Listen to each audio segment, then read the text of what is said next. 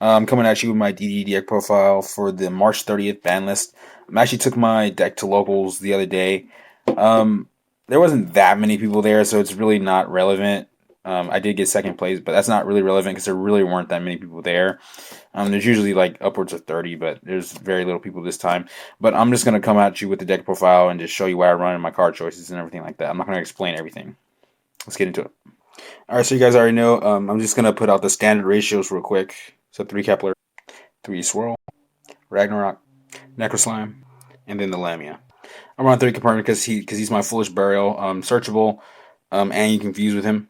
So yeah, you can actually run 2 if you want. I actually sided this one out. I actually sided the third one out for some other stuff in my side deck. All right, so I was playing double Thomas, and I mean, excuse me, I was playing triple Thomas, but now I'm playing double because I was actually opening with Thomas too much during the tournament. I was like breaking. I kept drawing like double Thomas, and I sided one out, and I kept it out. So yeah, it's better at 2, in my opinion. It's better at 2. Excuse me. Okay, so for the one-off monsters, Newton, because he's a monster reincarnation. He's a scale 10.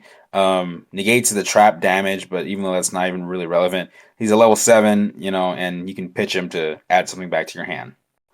Doom King for the purpose of the Thomas summon after you destroy the scale. Orthos are spell and trap destruction. I actually did not see this card all tournament. Neither did I see Armageddon, or I actually didn't see any of these the whole tournament. But Orthos is a popper, so yeah, he's good. Got Triple Gate, Double Swamp King. You can try to run one, see how that works. Triple Allure for that draw power, because you need to draw them cards to get your combo pieces going. Double Twin Twister because it's a combo deck, and then you really want to just blow up that back row so they can't stop you. And it's also satisfying seeing the look on someone's face when you Twin Twister them, and then you send a Necro Slime and fusion it with it. So yeah, it's great. So I'm pretty sure you didn't see this coming. As you know, I don't have Pot of Desires, but running this card just for the extra draw thing. I know my opponent gets the draw, but the thing is that usually I can set up boards and win with this card and break boards as well off this card. So I'd recommend testing this out. Even test at 3. But if you have Desires, definitely run double Desires. So yeah. Or both these cards. Preferably, I'd actually have what's that card? Into the Void, that you draw a card if you have 3 or more cards. So yeah. For the one-on spells, we have 1 for 1, Raigeki, Foolish Burial, Soul Charge. And then for our trap lineup, we got Strike and Witch. I actually cited this out for a warning. So I was running Warning and Strike so I can hit everything. Alright, so our fusion lineup's looking like 2-1-1, Genghis, D-Arc, and Beowulf respectively. This is basically the standard. This is a standard for DDs. Usually most DD players are going to be running it 2-1-1. So we got Formula Synchron to start off our single lineup. Got Gus King Alexander, Siegfried, Crystal Wing. I'm actually running Beals right now instead of Omega, and I'll tell you, it's because there's a lot of destruction going on in the game right now. So usually you want to, there's a lot of dark holes where Geki's going around, and he's unaffected by that type of stuff. So that's one of the reasons I run him. And a lot of anti-meta, we're running the Mirror Forces and stuff like that, and torrential tributes. He's unaffected by that, and he's really, really good. He stays on board for that. So yeah. And some people are going to say Dark Magician. They say Dark Magician, and then the Red Eyes Flare Metal Dragon loop has not come up for me. And if it did come up, I would just summon a D-Arc alongside this and then just gain infinite. So yeah. So for our last 2 synchros, I have Trishula and Christian Phoenix. I'm running them together. So Christian Phoenix banishes all spells and traps your opponent controls and engrave. Trishula, we all know what Trishula does, 1, 1, and 1. These 2 cards are great together because you can hit everything, And also, you don't have to say to yourself, "Oh, I wish I had Trishula. I wish I had Christian Phoenix."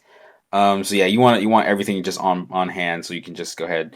But usually, if you're going into the pendulum matchup, you just side this out for another card. I'll show you in the side deck. For our rank 8s, we have Kali Yuga and Cypher Dragon. We also have Full Armor Photon to snatch and pop monsters. And then last but not least, we have a Harbinger. I really did not summon this very much the whole tournament. Really, I was really here the most tournament because I played against mostly metal foes, Zodiac, the whole time. It was kind of ridiculous, but I just had to steal the stuff and pop their scales with this card, and then just usually if you play this card, if you go first and you play this card, they usually can't beat you because you just every time they set scale, okay, they set the second scale, then you chain heavy storm the board, and then they really can't even play. So and then you can set your contracts too. So yeah, Kali is great. So you guys know that usually the Big Caesar and Meteor Burst are staples for me usually. This card's pretty good against anti-meta because I did play against anti-meta, and his Fossil Dino couldn't even activate when I attacked it. Um, these cards are both great, but the thing is that like this card barely ever comes up. You really only need it in my experience. You really only need it in your Blue Eyes matchup, and then this card it's gonna be for an anti-meta matchup really, and summons your scale and everything like that. We all know about that effect. But there are level 7s I prefer over this, but I actually side these two cards. Okay, so I got double Radiant because you always want to kaiju off those problem monsters.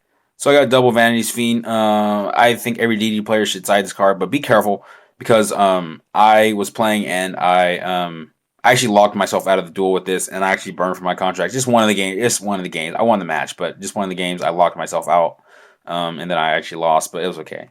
Because since you don't have Vanity's Emptiness, you basically play this as your Vanity's Emptiness and usually make a Harbinger or something before this, and then just drop this over your Kepler or something, and then you have a nice little board. All right, then I got part of the Solemn Brigade here. Iron Wall for that your Inferno matchup, and even against Merkaba too, or Makaba.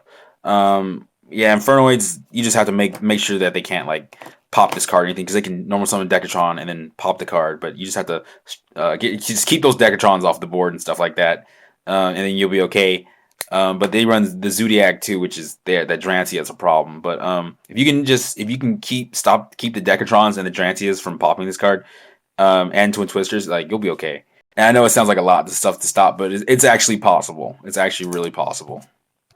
Double XYZ Universe. I really didn't have anything else to side, and I saw no need to side this thing the whole match or the whole even tournament really. But I had in there just in case somebody was running it like was gonna spam me with like rank 4s and stuff, so I can like ABCs. But I didn't see ABCs the whole time. I don't even have system down in here because I don't really fear them even without system down. So yeah, just double XYZ Universe because I had nothing else. So I don't have barriers, but like people would drop max C's on me because they are playing like because I was playing the new format and they were playing this current format. So they dropped max C on me, and then I would basically like game 2, like if I'd lost like or win or loss, I'd side these in against an XYZ deck, and they would try to like they would max C me, right? And so what I would do, I would just summon a fusion monster and then set this and then pass and then stand by and flip it, and then they usually just set and pass. And then as I said before, we got our two final monsters. Besides Omega, you guys can run Void Ogre. I'm not siding this card right now. These are my two sides, but if you're not gonna run Omega, I would run Void Ogre instead because Void Ogre does negate stuff. And Omega, he as good as he is, he's not that great this format. But that's all I have for you guys today. I'm gonna actually be making more videos soon. Thank you so much, you guys, for watching everything. Please like, rate, comment, subscribe. All right, bye.